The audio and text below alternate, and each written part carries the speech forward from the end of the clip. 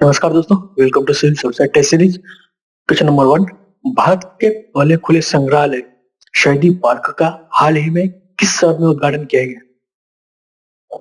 श्रीनगर, प्रयागराज, दिल्ली, चंडीगढ़ या नहीं मालूम? कौन सा इसका सही है? 1, 2, 3, 4 या 5? देखिए, यह दिल्ली में खोला गया था। इसकी व्याख्या। भारत का पहला पहला खुला संग्रहालय शहीदी पार्क, भारत का पहला खुला संग्रहालय शहीदी पार्क दिल्ली में स्थित है। और इसके बारे में इसकी विशेषताएं: खुला संग्रहालय, शैक्षिक मूल्य, उद्घाटन। शहीदी पार्क का उद्घाटन दिल्ली के उपराज्यपाल और मुख्यमंत्री ने किया था। एलजी जो गवर्नर है,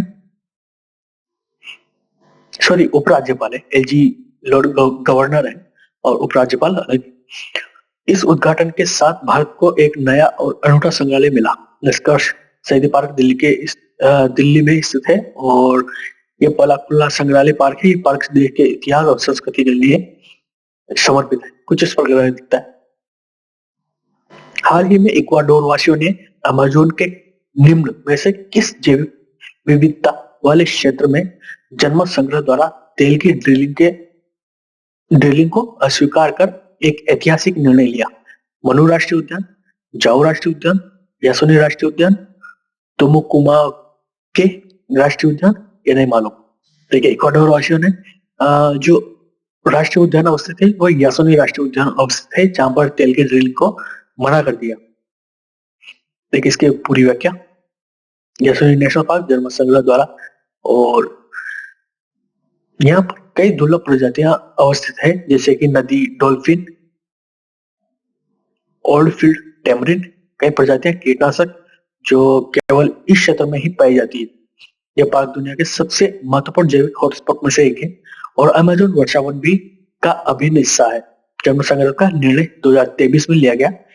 यह जनमत संग्रह एक बड़ा कदम है। तेल ड्रिलिंग के खिलाफ जनमत संग्रह। 2023 में इक्वाडोर सरकार ने यासुनी में तेल ड्रिलिंग की अनुमति देने की योजना बनाई थी, लेकिन स्वदेशी समुदाय और पर्यावरण संरक्षण संगठनों ने इसका विरोध किया। अगला क्वेश्चन देखते हैं। मेरा गांव मेरी धरोहर ये किस मंत्रालय से संबंधित है? केंद्रीय ग्रामीण विकास मंत्रालय, केंद्रीय संस्कृति मंत्रालय, केंद्रीय विज्ञान प्रौद्योगिकी मंत्रालय, एक केंद्रीय रक्षा मंत्रालय या नहीं मालूम? देखिए, इसका सही आंसर केंद्रीय संस्कृति मंत्रालय इसका सही आंसर है। चलिए इसकी व्याख्या देखते हैं।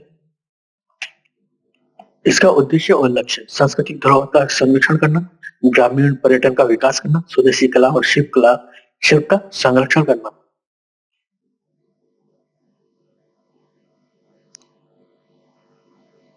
स्थानीय समुदायों की भागीदारी। यह पहल स्थानीय समुदायों को भी इस प्रक्रिया में सक्रिय रूप से भाग लेने का अवसर प्रदान करता है। गांव वालों अपनी परंपराओं, कला और संस्कृति को साझा करते हैं, अर्थात जो ट्राइबल ग्रुप है वो अपनी संस्कृति साझा करते हैं और इससे उनके जीवन स्तर को बेहतर बनाने के लिए अवसर मिलता है। विकास और शिक्षा को बढ़ावा मिलता है और आधुनिक तकनीकी का उपयोग सांस्कृतिक पहचान को मिलता है और इनके कार्य भी संस्कृति से रिलेटेड है, जैसे कि वेशभूषा, त्योहार, प्रकृति के साथ तालमेल, लोककता। कई प्रजातियों में, अर्थात पेड़ पौधों की जो प्रजातियां हैं वो ट्राइबल ग्रुप के लिए काफी लाभदायक होती है और उनका कल्चरल कनेक्शन होता है। उनको प्रकृति के साथ तालमेल, कई बार पेड़ पौधे काटने के उनकी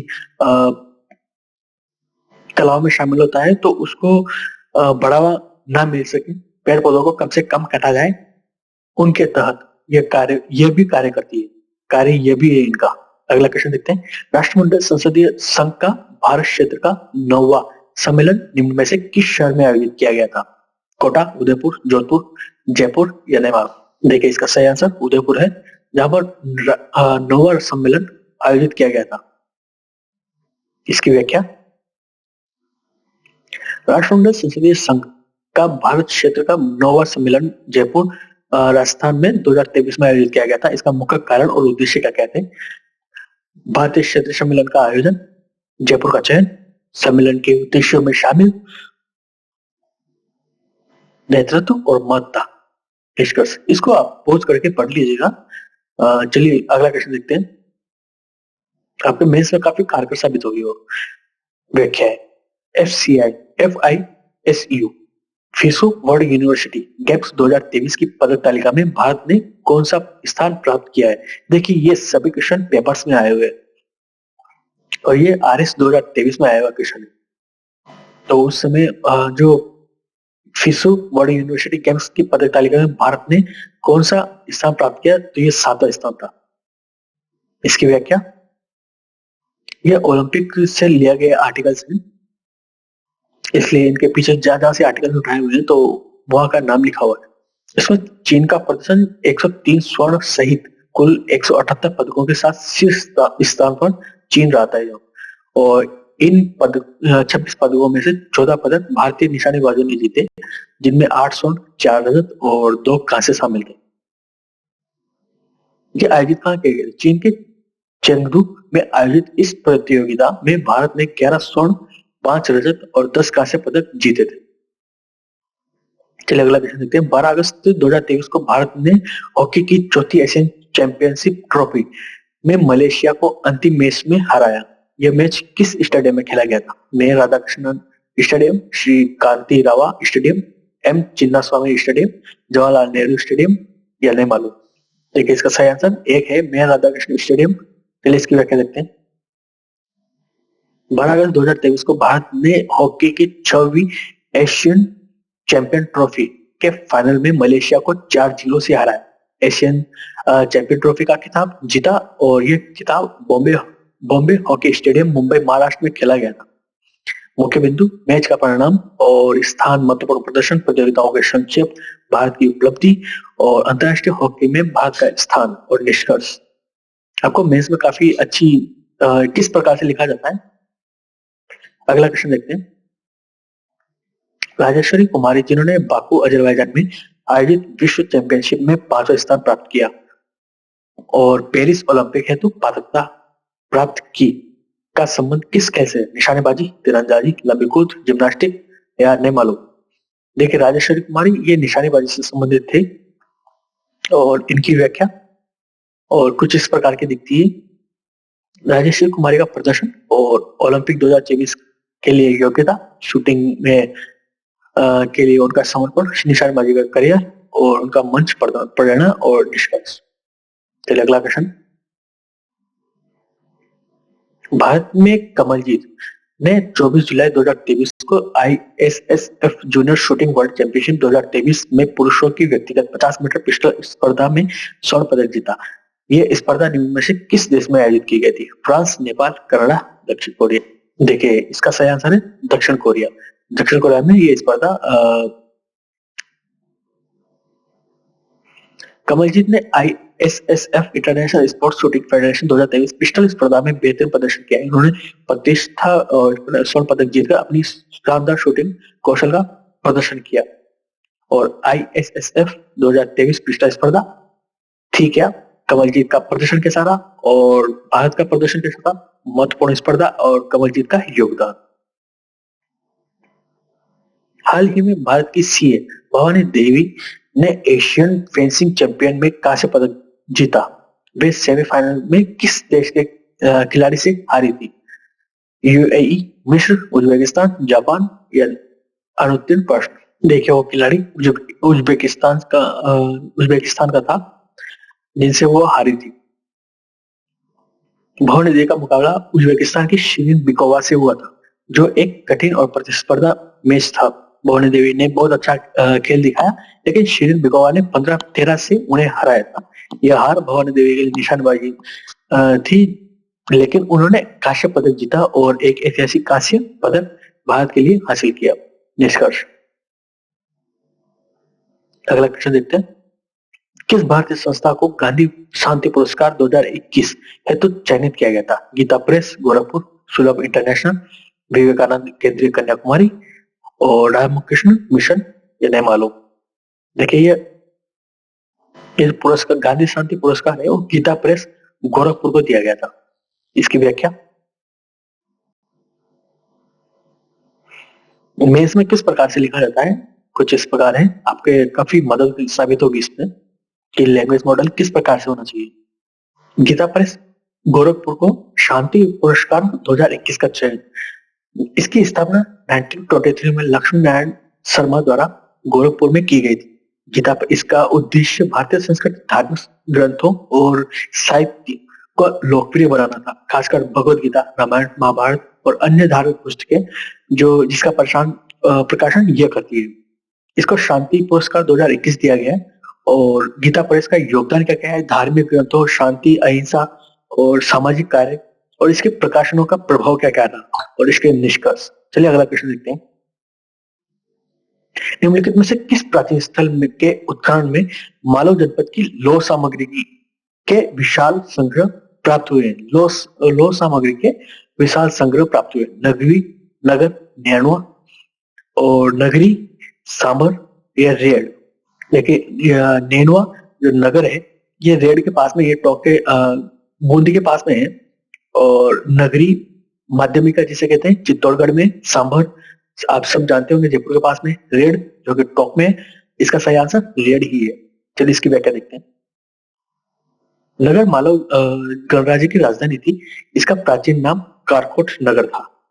ये दोनों नजदीक ही है, परंतु प्राप्त जो है सिक्के, जो लौह सामग्री के जो अवशेष प्राप्त हुए हैं महाभारत काल के, रेड से।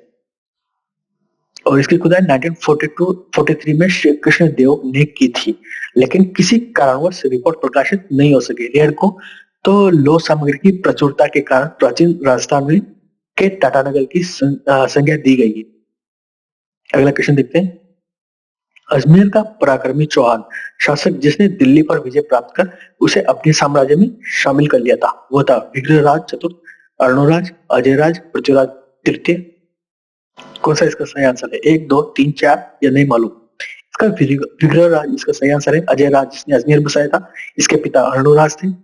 और पृथ्वीराज सोमेश्वर जिनके पिता थे, और विग्रहराज ये काफी प्रभावशाली व्यक्तित्व रखते थे, विग्रहराज चतुर्थ। चलिए इनकी व्याख्या देखते हैं विग्रहराज के बारे में। यह राज्य की संरचना कुछ इस प्रकार केंद्रीकृत थी। राजस्व और अर्थव्यवस्था, सैन्य प्रशासन, सामाजिक और न्यायिक व्यवस्था, उच्च पदस्थ अधिकारी, सांस्कृतिक और धार्मिक प्रशासन। इनका प्रशासन और प्रशासनिक विभाग काफी सक्षम था। इनका ढांचा काफी मजबूत था। प्रशासन का ढांचा संवैधानिक रूप से मजबूत था। उनका शासन केंद्रीकृत था, जिससे शासन की भूमिका सर्वोच्च थी। इन्होंने वाणिज्यिक और कृषि को बढ़ावा दिया और उनके राज्य में आर्थिक स्थिति में सुधार हुआ। शासन प्रशासन द्वारा करों की वसूली की जाती थी। इन संसाधनों का उपयोग सेना प्रशासनिक कार्यों में किया जाता था। विग्रहराज चतुर्थ एक सक्षम सैन्य नेता थे और सैन्य कठोर अनुशासित था। चलिए अगला क्वेश्चन देखते हैं। इसको पॉज करके आप पढ़ लीजिएगा, मेंस में काम आएगा। अरब यात्री सुलेमान ने किस प्रतिहार राजा के शासनकाल में भारत की यात्रा की? नागभट्ट द्वितीय, नागभट्ट फर्स्ट और वत्सराज, भोजराज, भोज प्रथम। कौन सा इसका सही आंसर है? 1, 2, 3, 4, 5। देखिए इसका भोज प्रथम इसका सही आंसर है। अरब यात्री सुलेमान आया था और इसके बारे में पूरी व्याख्या। और भोजराज आखिर था कौन? भोजराज एक प्रमुख शासक था जो गुर्जारा प्रतिहार वंश, गुर्जर, ये गुर्जारा नहीं, इसका संधि विच्छेद किया जाता है। ये गुर और जारा ही होता है, गुर्जर जिसे बोलते हैं। इसका शासनकाल 10वीं सदी में था। वह राजस्थान के मध्य भारत में एक शक्तिशाली शासक के रूप में प्रसिद्ध था। भोजराज का नाम राजपूत इतिहास में भारतीय संस्कृति में महत्वपूर्ण है। और इसके बाद शासन प्रशासन के बारे में निष्कर्ष और अरब यात्री सुलेमान के बारे में, यह 9वीं सदी के अंत में आया था। वाणिज्यिक व्यापार, उन्होंने भारत में व्यापार के केंद्रों के महत्वपूर्ण बंदरगाहों का वर्णन किया, जैसे कालीकट केरला में है जो समुद्र व्यापार का प्रमुख केंद्र था। अगला क्वेश्चन देखते हैं। कन्हैयालाल मित्तल, मांगीलाल भव्य और मकबूल आलम में से किस प्रजामंडल सिक्के आंदोलन से संबंधित है? झालावाड़ राज्य प्रजामंडल, बांसवाड़ा राज्य प्रजामंडल, बूंदी राज्य प्रजा परिषद, करौली राज्य प्रजामंडल या इनमें से कोई नहीं? देखिए यह कन्हैयालाल मित्तल, मांगीलाल भव्य और मकबूल आलम ये झालावाड़ राज्य प्रजामंडल से संबंधित है। इनके बारे में पूरी व्याख्या। कन्हैयालाल मित्तल प्रारंभिक जीवन और शिक्षा, प्रजामंडल से जुड़ा और सामाजिक और राजनीतिक कार्य। और मांगीलाल भव्य कौन थे उनके बारे में। और मकबूल आलम मकबूल आलम कौन थे, उनके बारे में निष्कर्ष कि झालावाड़ पराजय प्रधानमंडल में उनका महत्वपूर्ण योगदान रहा है। मंगीलाल भव्य। अगला क्वेश्चन। Thank you.